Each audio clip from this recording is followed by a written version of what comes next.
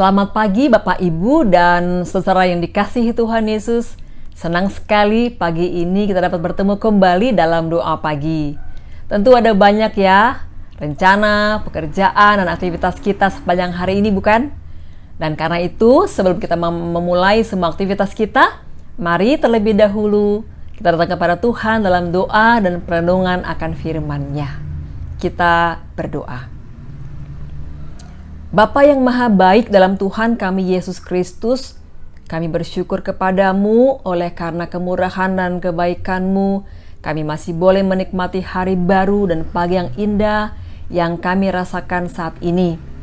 Terima kasih Tuhan atas kehidupan yang masih Kau berikan, dan sebelum kami menjalani hidup kami sepanjang hari ini, sebelum kami melakukan semua pekerjaan, tugas, tanggung jawab dan aktivitas kami, maka biarlah berkat-Mu bersama dengan kami, dan firman-Mu yang akan kami baca serta renungkan boleh mengarahkan hidup kami dan memberkati kami sehingga sukacita kami menjadi penuh untuk kami boleh melangkah dan menjalani hari ini hingga malam hari nanti dalam sukacita yang daripada Tuhan.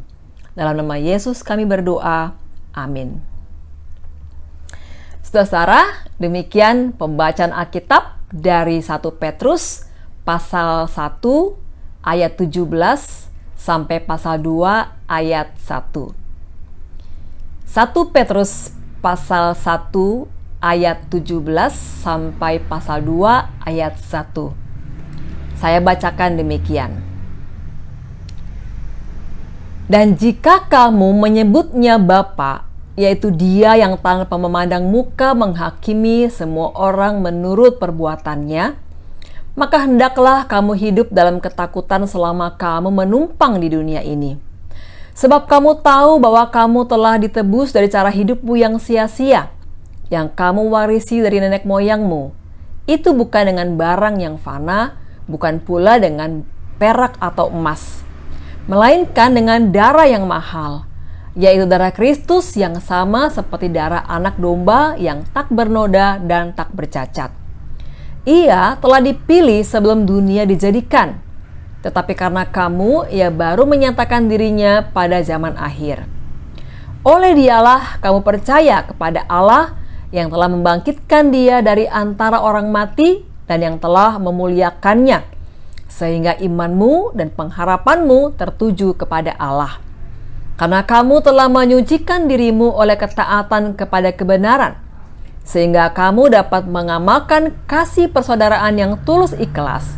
Hendaklah kamu bersungguh-sungguh saling mengasihi dengan segenap hatimu.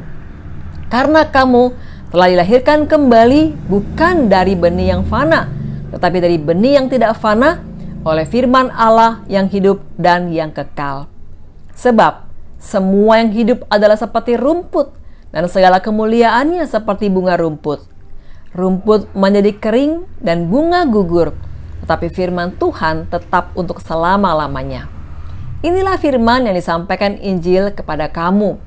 Karena itu, buanglah segala kejahatan, segala tipu muslihat, dan segala macam kemunafikan, kedengkian, dan fitnah.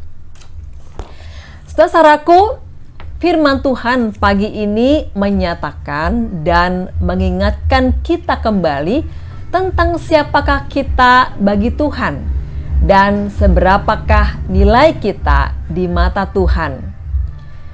Teks 1 Petrus yang kita baca menegaskan kita adalah orang-orang yang sangat dikasihi Tuhan. Dikasihi sedemikian rupa sehingga kita diselamatkannya.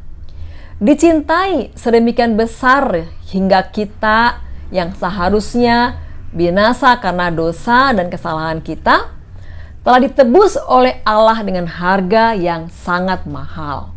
Seberapa mahal? Mahal sekali, tiada taranya.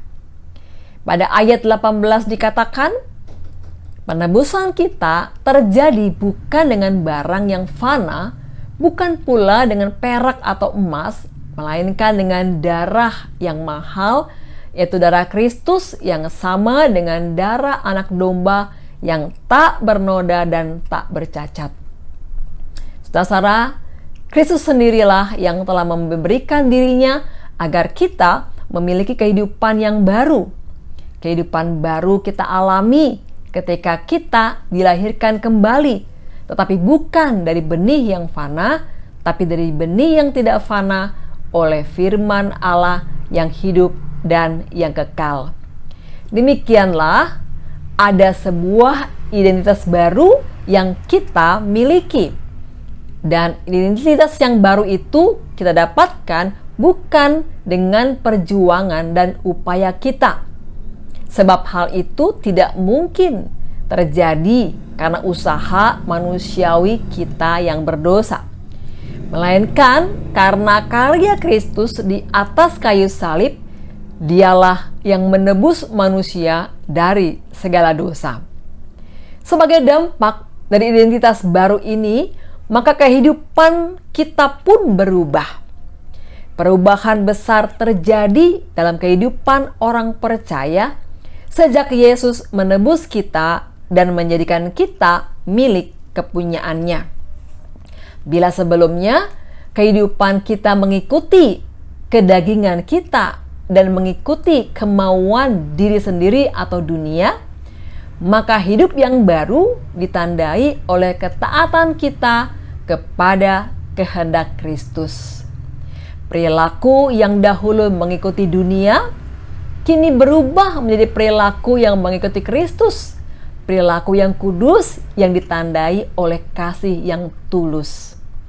Yang menarik, kehidupan yang baru yang ditandai dengan ketaatan kepada kehendak Tuhan dan kekudusan itu dijalani bukan didasarkan pada rasa takut kepada hukuman, bukan pula sebagai sebuah amalan yang baik, melainkan ini, yaitu keinginan untuk menjalani kehidupan yang berkenan kepada Allah, dijalankan dengan sukacita.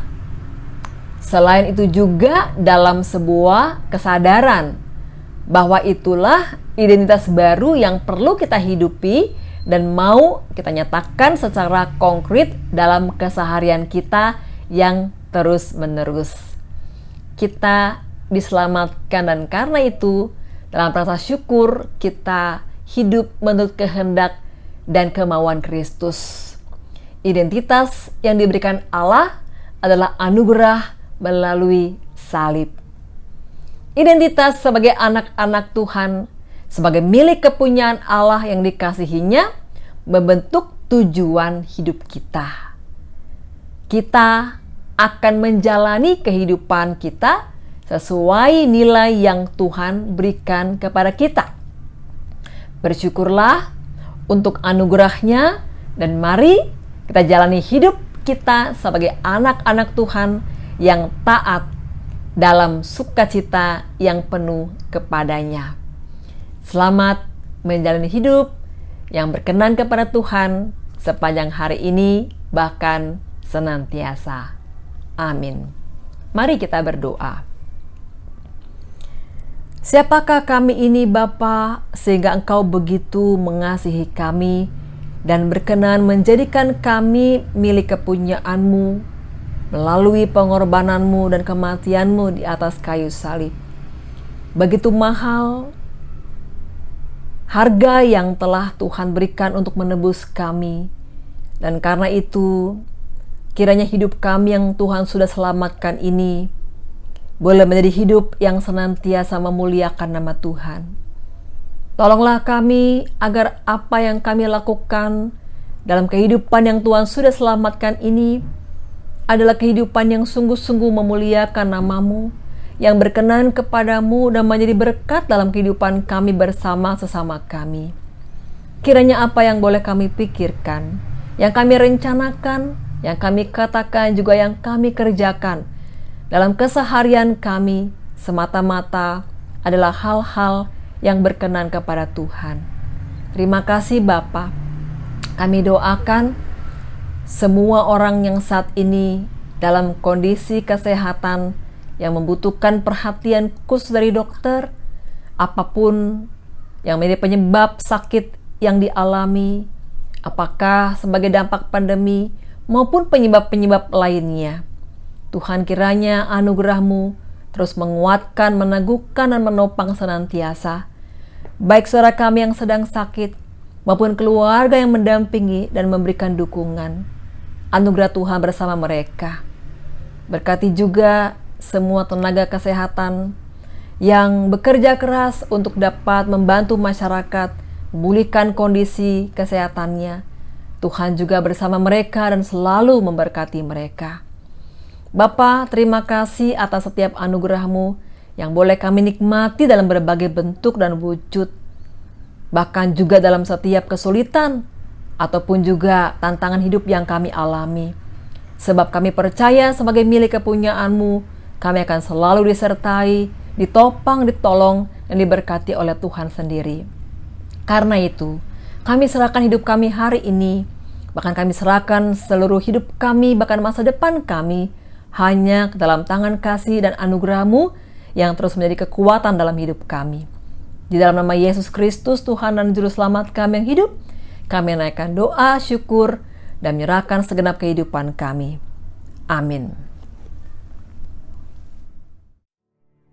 Bagi Bapak Ibu yang memiliki pergumulan khusus dan ingin didoakan, bisa menghubungi rekan-rekan pendeta di nomor berikut.